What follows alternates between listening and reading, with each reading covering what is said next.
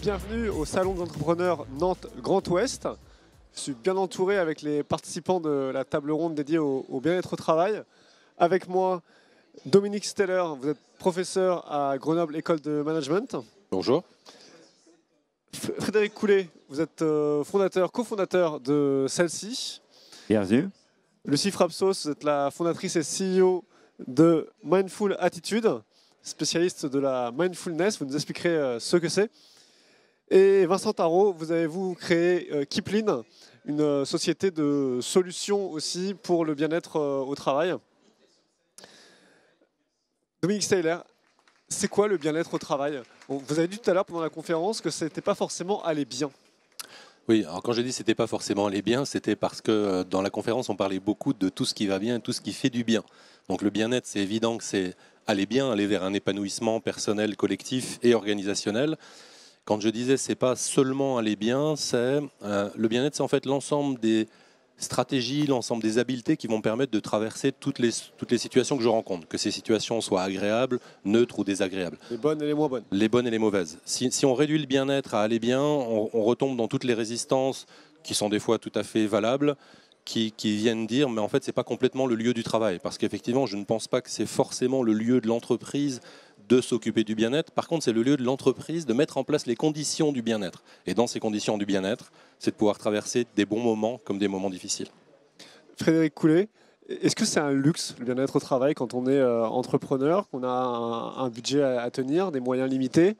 C'est jamais du luxe, le bien-être au travail. D'abord, c'est une responsabilité du chef d'entreprise. Un chef d'entreprise, il a une responsabilité vis-à-vis de ses salariés. Il a la responsabilité de leur donner un cadre de travail agréable. Il a la responsabilité de faire l'évolution du salarié, de la formation, de la conversion. C'est vraiment la responsabilité. Lorsqu'un salarié arrive chez celle-ci, ce n'est pas une personne, c'est un compagnon, une compagne, des enfants. Donc c'est vraiment de notre responsabilité qu'on puisse proposer des outils. Alors ça coûte un peu d'argent, c'est 75 € par mois par salarié, c'est pas grand-chose. C'est pas grand-chose. Alors, pour 75 € par mois par salarié, qu'est-ce que vous leur proposez? On leur propose plein de choses. On leur propose des boissons gratuites. On leur propose une cantine avec un food truck qui propose entrée froide, plat chaud. On a une salle de sport, on a des salles de douche. On est à 200 mètres de la plage. Donc, c'est pratique. On fait beaucoup de sport ensemble. On a un baby-foot, voilà, on a une très bonne mutuelle, on fête régulièrement Noël, la Chandeleur, la Saint-Valentin, la fête des femmes, enfin tout ce qui est possible, on le fait en fait, ensemble. Et voilà, on a également 600 mètres carrés de bureaux, on travaille beaucoup sur l'acoustique, on travaille beaucoup sur la lumière. Et le bénéfice de tout ça pour vous? Le bénéfice, il est très simple. Il y a une étude qui disait qu'en 2016, le taux d'absentéisme en France est de 4,75 dans le secteur privé. On monte à 7,5 en intégrant le public. Eh bien, chez celle-ci, en 2016, on n'était même pas à 1% de taux d'absentéisme. C'est toujours bon pour développer une entreprise. Il faut savoir que l'absentéisme, c'est 30 milliards d'euros que ça coûte à l'économie française par an. Lucie Frapsos, alors qu'est-ce que le mindfulness? On en entend beaucoup parler. Et en quoi est-ce que ça peut aider un salarié, un dirigeant à mieux performer, comme on dit, au travail? Alors, mindfulness, en français, ça se traduit par pleine conscience. Donc, c'est une aptitude naturelle qui consiste à se poser dans l'instant présent pour accueillir tout ce qui se présente, les pensées, les sensations, les émotions. Ça se cultive notamment à travers la méditation. Donc là, faut oublier tous les clichés qu'on peut avoir sur la méditation, le vegan, les encens, le lotus. Ça pratique partout et à tout moment et en entreprise. Donc, ce que ça peut apporter quand on travaille en entreprise ou quand on dirige une entreprise, ça va agir notamment sur la régulation du stress. On sait aujourd'hui que la pratique de la méditation va agir sur le cerveau, comme le sport agit sur nos muscles, et notamment sur les zones liées à la régulation des émotions. Donc, ce n'est pas une question d'y croire ou de ne pas y croire. Si on pratique, physiologiquement, ça va agir sur notre premier outil de travail quand on travaille en entreprise, à savoir notre cerveau. La tête. Voilà, donc la régulation du stress et des émotions, également la concentration, la capacité d'attention, parce qu'on sait qu'on a perdu en capacité d'attention, donc quand on travaille dans des open space, du multitasking, donc de réussir à augmenter, améliorer cette capacité d'attention. Et enfin, pour donner un exemple parmi d'autres, donc la prise de décision. Quand on est en entreprise, et notamment quand on dirige une entreprise, on passe sa journée à prendre des décisions. On sait que 80% de nos décisions sont impulsées par de l'émotionnel. Sinon, on prendrait tous les mêmes décisions. Hein, c'est je le sens pas. Et donc, on va, à travers la méditation, apprendre à cultiver cette intelligence émotionnelle. Bon, et après, évidemment, il y a de nombreux bienfaits sur la santé, mais bon, ça, on peut trouver plein d'informations sur Internet sur le sujet. On ira voir. Vincent Tarot, avec Kipling, vous proposez aux entreprises de proposer elles-mêmes des activités physiques à leurs salariés, pas du sport. Vous faites une nuance là-dessus. Concrètement, qu'est-ce que Kipling suggère à ses clients? On a développé une solution effectivement qui permet aux entreprises de remettre un peu en mouvement leurs collaborateurs via de l'activité physique. Et pour ça, on s'appuie sur du jeu, sur le collectif et sur du digital. Voilà, via des objets connectés et des applis, on propose des jeux. Voilà, je peux vous en citer plusieurs. Réaliser une ascension du mont Fuji en équipe en prenant les escaliers de l'entreprise plutôt que les ascenseurs. Aller faire une évasion d'Alcatraz à la piscine entre collaborateurs. Faire un tour du monde en moins de 80 jours.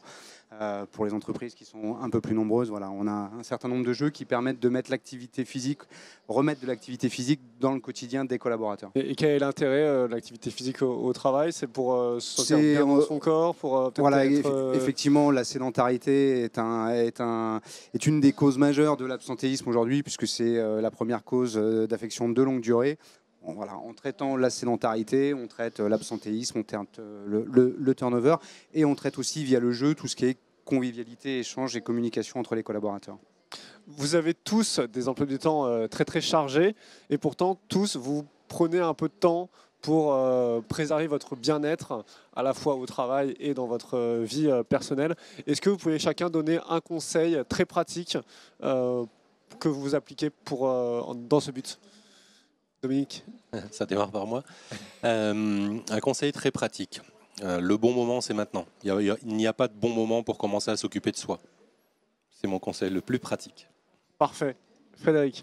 Il faut savoir déconnecter, tout simplement. Je pense qu'un chef d'entreprise peut déconnecter, profiter de ses week-ends quand il n'y a pas trop de travail. Il faut bien que si la vie professionnelle fonctionne, la vie privée fonctionnera bien aussi. Donc je pense qu'il faut justement... il faut bien faire la séparation entre vie professionnelle et vie privée. Ça vaut pour les dirigeants d'entreprise, mais ça vaut aussi pour les salariés. Pour ma part, voilà, dans l'agenda, je me pose des rendez-vous avec moi-même qui ne sont pas forcément très longs, mais de s'accorder ce temps. Et puis aussi, j'ai pas toujours le temps. La vie professionnelle et personnelle ne permettant pas toujours de s'accorder ce temps, c'est à travers la méditation de pratiquer à tout moment de la journée.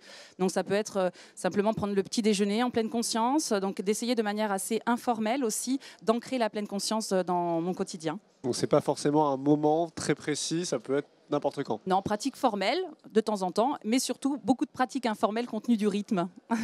Très bien. Vincent? Moi, je dirais que c'est effectivement insérer de l'activité physique, et notamment sur un temps qu'on a tous, c'est notre trajet domicile-travail.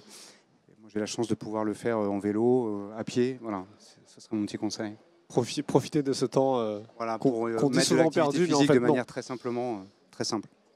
Je voulais finir par un petit exercice de pleine conscience pour qu'on se rende bien compte de ce que c'est.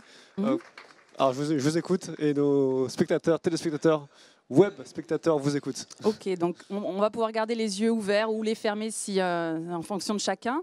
L'idée là, ça va être simplement de prendre conscience de notre respiration. Donc simplement sentir le contact de l'air qui rentre par nos narines ou par notre bouche. D'avoir cette conscience de l'air qui rentre à l'intérieur du corps, la sensation des poumons qui s'emplissent sur l'inspiration et des poumons qui se vident. Sentir le rythme et le mouvement de notre respiration. Voilà. Merci. Merci à vous. Merci à vous tous. Avec plaisir. On se retrouve bientôt sur le Salon des entrepreneurs Nantes Grand Ouest.